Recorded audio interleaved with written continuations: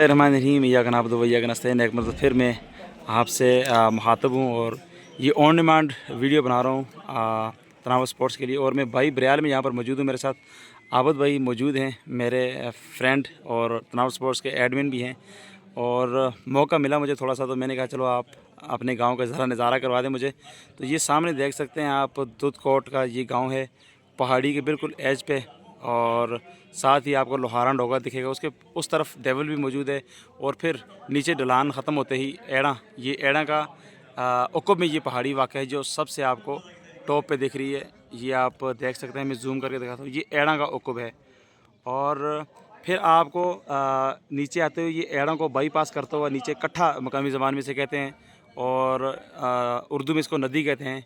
छोटी सी नदी ये तरबेला झील की तरफ जा रही है। और फिर इसी नदी के रास्ते में आप देखेंगे तो ये आबशार है, इसे कहते हैं मच्छी तरफ लोकल ज़बान में, क्योंकि यहाँ से मछलियाँ जो है वो जब फुल जोबन पे होता है ये कट्ठा या नदी सावन भादों के महीने में, तो यहाँ से मछलियाँ भी गिरा करती हैं, इसीलिए इसको मकामी ज़बान में मच्छी तरफ कहते हैं। और ये देखें, ये हमारे गांव की तरफ से आता हुआ कट्ठा या नदी, जिसे मैं आपको जूम करके दिखाऊं। और ये बडोगा, जब्बा और छतरा को बाईपास करके यहाँ तक भाई बरियाल तक पहुँचता है। और ये संगम है भाई बरियाल के पास, इनको आपस में क्रॉस मैचिंग होती है दोनों नदियों की।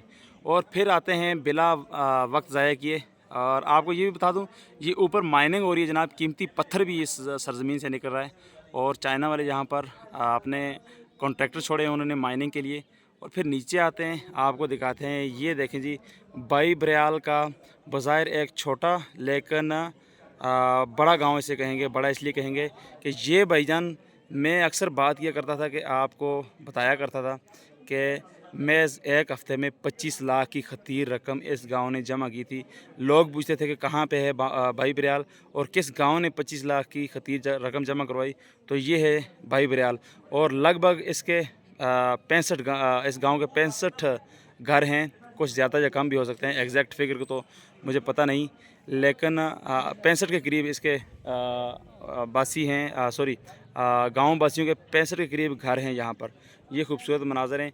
और ये आपको बताऊं कि सोकाल की तरफ से आता हुआ ये रास्ता भी, और ये गांव आपको बताऊं इंतहाई पसमानदा गांव था। आज से आप 10-15 साल पीछे जाएं तो मेरा ख्याल है कि सुनने में ये आ रहा था कि कई लोगों को तो पता ही नहीं था कि भाई बरियाल भी है।